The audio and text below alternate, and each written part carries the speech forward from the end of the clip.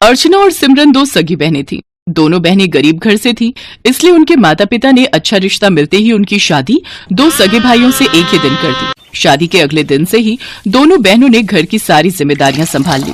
दीदी, मैं बहुत खुश हूँ कि हम दोनों बहनों की शादी एक ही घर में हुई। हम पहले भी साथ रहते थे और अब भी हमेशा साथ रहेंगे। हाँ मेरी छोटी बहन, हम दोनों को कोई अलग नहीं कर सकता। दोनों बहनें सारा काम एक साथ खुशी खुशी करती और एक दूसरे से खूब बातें करती।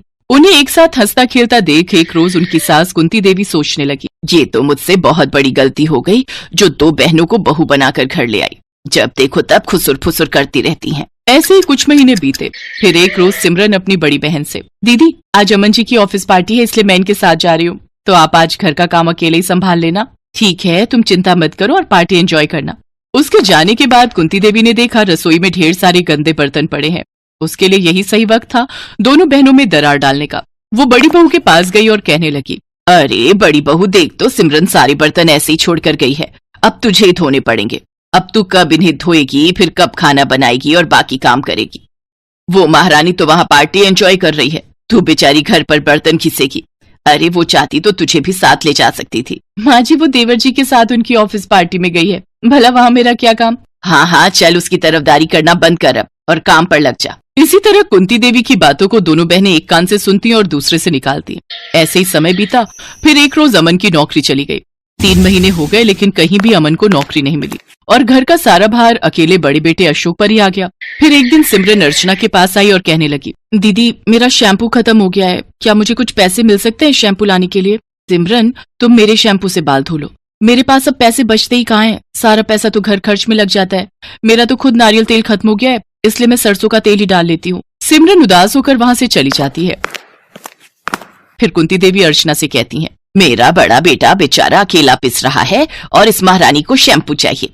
इतना ही शौक है तो कुछ काम धाम क्यों नहीं कर लेती। एक की कमाई से घर का गुजारा नहीं चल रहा था, जिस वजह से घर में परेशानी बढ़ती जा रही थी और अपनी सास की बातें अब अर्चना को भी सही लगने लगी थी। उसका पति घर चलाता था, इसलिए अर्चना भी अब घर के कामों से काम चोरी करने लगी। फिर एक रोज, दीदी चाय पत्ती तो खत्म हो गई है, चाय कैसे बनाऊं। तो अब क्या तेरे पति के पास इतनी भी सेविंग नहीं है कि 100 रुपए खर्च कर सके। अरे कब तक हम यूं ही दूसरों का बोझा ढोते रहेंगे। आगे हमारा भी परिवार बढ़ेगा, हमें भी तो अपने भविष्य के बारे में सोचना है, कुछ बचत करनी है। अपनी बहन के मुंह से ये बातें सुनकर सिमरन के दिल को गहरी चोट पहुंची और वो रोते हुए अपने कमरे में चली गई और अपने पति को सारी बातें बताई। भाभी भी तो सही कह रही है सिमरन, आखिर वो कब तक हमें मुफ्त की रोटियां खिलाती रहेंगी। अब हमें भी कुछ काम ढूंढना होगा, लेकिन कहीं नौकरी मिल भी तो नहीं रही, हम करें तो क्या करें। मेरे पास एक आइडिया है, हम दोनों पढ़े लिखे हैं तो क्यों ना हम बच्चों को ट्यूशन पढ़ाने का काम करें। वैसे भी यहाँ आसपास कोई ट्यूशन देने वाला नहीं है। ये तो बहुत ही अच्छा विचार है। फिर दोनों पति पत्नी ने बच्चों को ट्यूशन पढ़ाना शुरू कर दिया, जिससे उन्हें काफी अच्छी आमदनी होने लगी।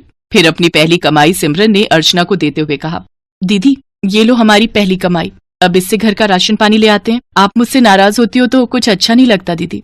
क्या हम दोनों बहनें पहले की तरह एक साथ नहीं रह सकती, देवरानी जेठानी बनकर नहीं बल्कि बहन बनकर। मैंने तुझे कब अपनी देवरानी समझा मेरी बहन। माना कि हम दोनों की ससुराल एक है, लेकिन हम हमेशा बहनें ही रहेंगे। अगर मैं तुम्हारे साथ गलत व्यवहार नहीं करती सिमरन, तो तुम कैसे अपने अंदर छुपे हुनर को पहचान पाती। ये सब मैंने इसलिए किया ताकि तुम किसी पर आश्रित ना रहो।